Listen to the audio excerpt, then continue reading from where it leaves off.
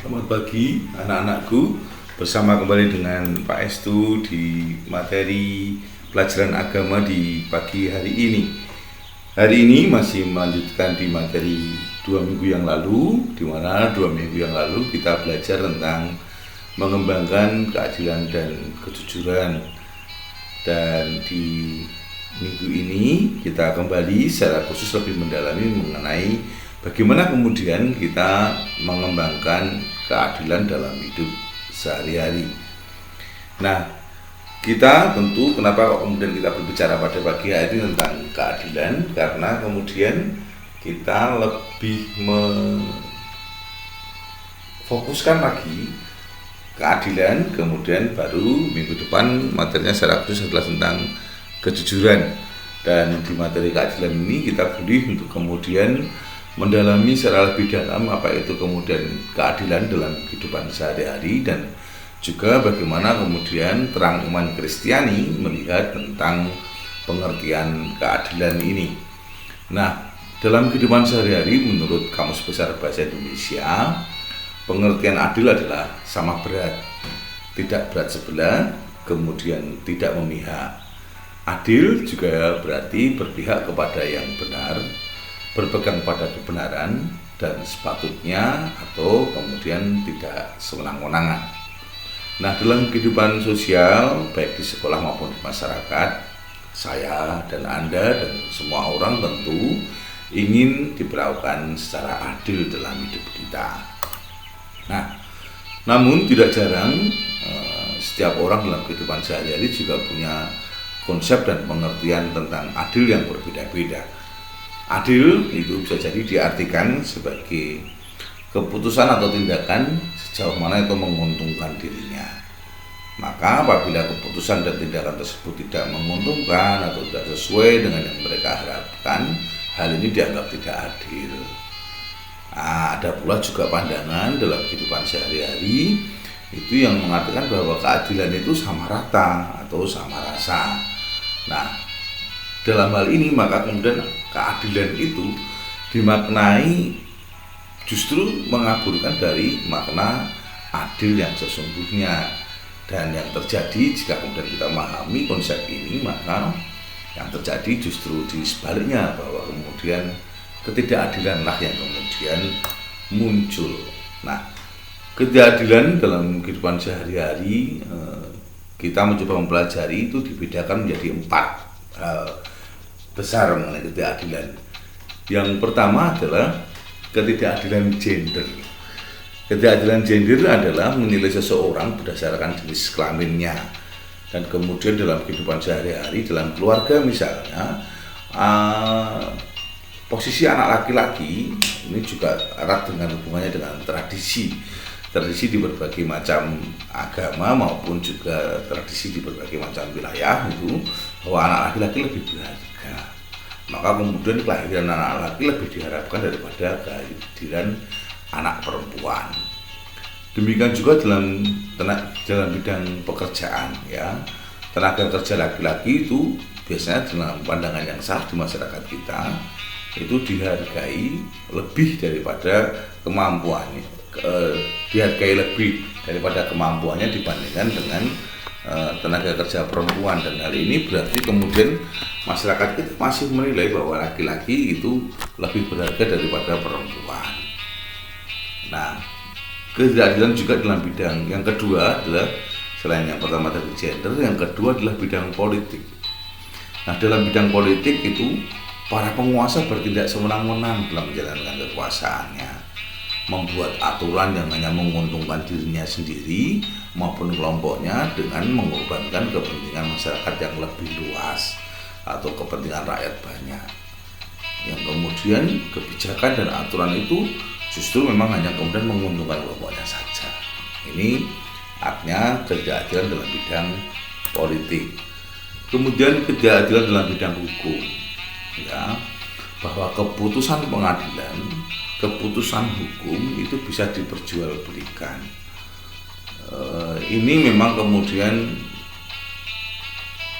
sering terjadi dalam kehidupan kita sehari-hari, dalam kehidupan di masyarakat, Nah, kemudian ketika uang berbicara dalam keputusan hukum, dalam pengadilan, maka hukum itu kemudian tidak berpihak kepada mereka yang kecil.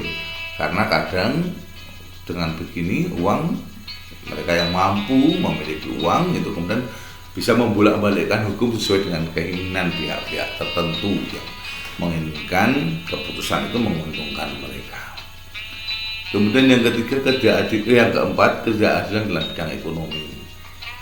Pembangunan itu semacam kue, begitu. Misalnya hasil pembangunan semacam kue, lalu kemudian dipotong-potong, dan hasil pembangunan ini belum merata ke semua orang dengan porsi yang sama.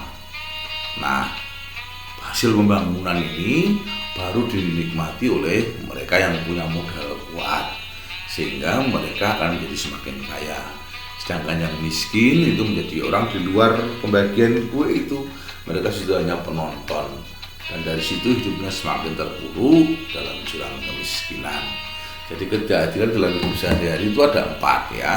Jadi yang pertama itu ketidakadilan dalam bidang gender ya, di bidang gender. Kemudian yang kedua dalam bidang politik, yang ketiga dalam bidang hukum, dan kemudian yang keempat dalam bidang ekonomi.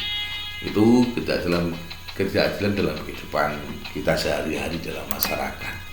Nah, bentuk-bentuk ketidakadilan semacam ini terjadi itu semua karena keserakahan manusia. Keserakahan manusia dan ditunjang oleh struktur masyarakat yang mendukung bahwa orang-orang kuat itu akan semakin menang. Mereka yang punya modal, mereka yang punya kekuasaan bisa membuat aturan sedemikian rupa sehingga kekuasaan mereka itu semakin langgeng. Nah, dengan demikian orang yang di luar kekuasaan itu akan semakin terpuruk, mereka yang miskin akan semakin miskin dan jatuh dalam ketidakberdayaan, baik dalam bidang kehidupan sosial, kehidupan ekonomi, politik, hukum, dan sebagainya. Nah, ini tentu bentuk ketidakadilan yang kemudian mengakibatkan adanya jurang kemiskinan yang begitu dalam. Nah, bagaimana kemudian gereja melihat ketidakadilan ini dan pandangan keadilan menurut gereja? Nah, menurut iman Kristiani, keadilan berarti memberikan kepada orang lain apa yang menjadi haknya. Nah, ketika itu memberikan kepada orang lain apa yang menjadi haknya, maka keadilan akan berkaitan dengan keseimbangan antara hak dan kewajiban setiap orang dalam anggota masyarakat. Saya dan Anda punya hak dalam kehidupan bersama di masyarakat. Lalu keadilan itu kita menerima sesuai porsi kita, sesuai hak kita dalam kehidupan di masyarakat. Nah, dengan demikian maka keadilan tidak lepas dari tanggung jawab kita untuk bertindak terhadap orang-orang lain dengan cara yang dapat menjamin setiap orang menerima apa yang perlu untuk keberadaan hidup mereka. Setiap orang sesuai dengan kebutuhan hidup mereka dan haknya itu mendapatkan kepenuhan oleh karena tindakan keadilan ini. Nah, dalam kehidupan Kristiani, iman Kristiani, ada contoh-contoh misalnya dalam kitab Raja-Raja ya, ini dalam Perjanjian Lama itu dihukum keputusan seorang raja tentang 2 orang perempuan yang mengakui satu anak itu sebagai anaknya yang sah. Nah, bagaimana kemudian Raja Salomo di situ memutuskan sesuatu sesuai dengan yang memang kebenaran, tetapi tindakan Raja Salomo itu bersumber pada kebijaksanaannya. Jadi tindakan adil itu adalah tindakan yang tidak pernah akan lepas daripada kebijaksanaan seseorang untuk menentukan mana yang benar dan mana yang tidak benar dan mana yang menjadi haknya sebagaimana itu harus diberikan ya.